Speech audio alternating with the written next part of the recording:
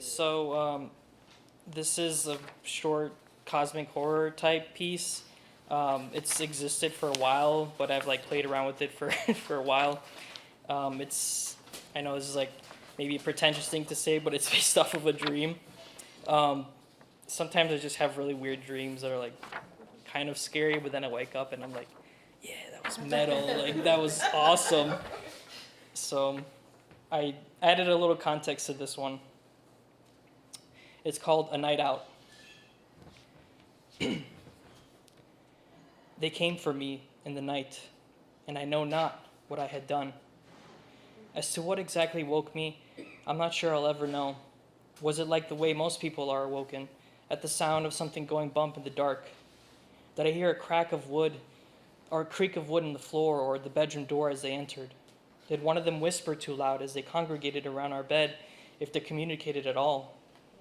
In the darkness, did one of them do something as mundane as cause something to fall over? Were they even capable of such a thing? Replaying the events in my head, I have my doubts that any of them had made a single sound, much less one that I could pick up on the other side of sleep. After all, they were experts at their craft, snatching you from your very bed while your partner or child or roommate in the next room slept soundly. Perhaps it was just my own fault, a chance awakening from a forgotten dream into a nightmare. Many hands grasped at my body. It felt like every inch of anything I could move was clasped in an iron grip. Somehow even my mouth was thoroughly sealed by ungloved hands. Without waking me, they had removed the blanket from atop me and lifted me so gently, so irrevocably, from my mattress and my wife's side. She was sleeping, with two uniformed men staring down at her from the bedside. There were no measures taken to keep her from waking, no gun or weapon pointed to threaten me from screaming. I quickly realized I could do nothing as I was lifted from my bed and out of the room head first so that I can see them reposition the door the same way they had found it. As I floated horizontally above the hallway floor, I was able to look into the open doorway of my children's bedroom. I only caught sight of my daughter through the bodies of two more snatchers watching her. I could only assume my son was similarly guarded. It was then that I realized that my life and home was so thoroughly invaded and understood that I stopped struggling and let all the tension in my body escape. I let them carry me, and I was reminded of being carried as a child, but it was only a reminder, as this did not feel anything like a loving transportation to a place of warmth and rest and familiarity. I was being taken away from all of that, and by strange and strong hands that did not care for how they hurt. Outside, I watched as many men filed out of my house in an orderly and practiced fashion. I quickly lost count when I got to a dozen. I was lifted into the open maw of a van and then shackled to the floor. The van door slammed shut, the first loud noise of the night, so profane in the practiced silence of the kidnappers. Inside were 6 other people sitting on the metal benches that lined the walls of the van.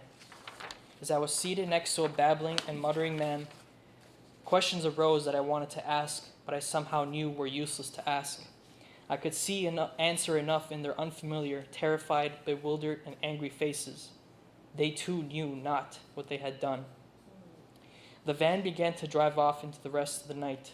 By habit, I lifted my left hand to check my watch, seeking control of some of the situation. But it was gone. I had taken it off before going to bed. My skin prickled at the thought that I could not even tell the time. The van must have driven for an hour and a half, maybe 2, before it came to a slow halt. The utterings of the man next to me grew in desperation, and I finally understood that the man was apologizing for sins he had committed, though at this point he was grasping at straws. Little lies and quiet thoughts no one could blame him for. The twists and turns we had taken made sense once the van doors had opened to reveal a road winding through a dark forest. Our takers awaited outside to help us down and connect us together by chains. I looked around, hoping for anything familiar to latch onto. A road sign, the light of a distant building or radio tower, anything. Well, all I was confronted with was an old, unused road where weeds were allowed propagation through the cracks. The uniformed men led us into the forest for not a short hike. Their flashlights illuminated our path but not our destination. My heart thumped uproariously in my ears at the question of what awaited us, a prison or some other kind of facility where we'd be held in perpetuity. We were stopped in a clearing where our guides wordlessly chained us to the trees on the circle's edge. Some of us asked what they were doing, but we received nothing as our wardens did their job and left, as quietly as they had come. Once the 7 of us were alone, one man tried desperately to break his chains or at least make enough room to slip out, but our trappers had secured us well. The babbling one had ceased to speak in intelligible words, instead mumbling and sobbing.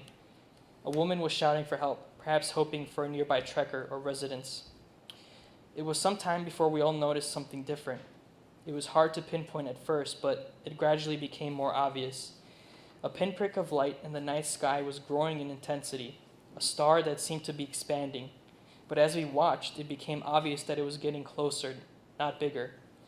There was a brilliant, blinding flash as it entered the atmosphere, descending quickly through the sky and landing somewhere on the horizon. Its arrival was preceded by a great rush of air and a sonic boom. There was no fiery explosion.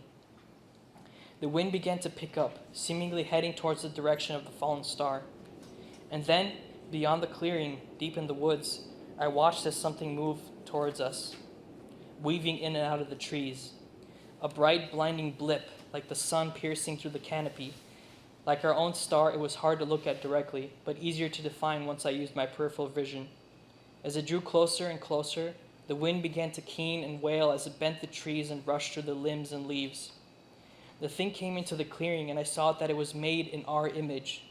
But where there should have been a face, skin, clothes, hair, or anything to mark it as human, there was only a startlingly white blankness. I don't even know if white was the right word to use. It was as if the thing had been cut out from the very fabric of the universe, exposing the infinite nothingness just beyond the veil of reality. It drew everything into itself, warped all around it like a stone tossed gently into a still pond, but leaving a swirling vortex in its place. The chained ones erupted. The man who had tried his strength on the chains began crying and sobbing. The babbling one I had sat next to in the van was now cursing with as much vile, blasphemous contempt as possible.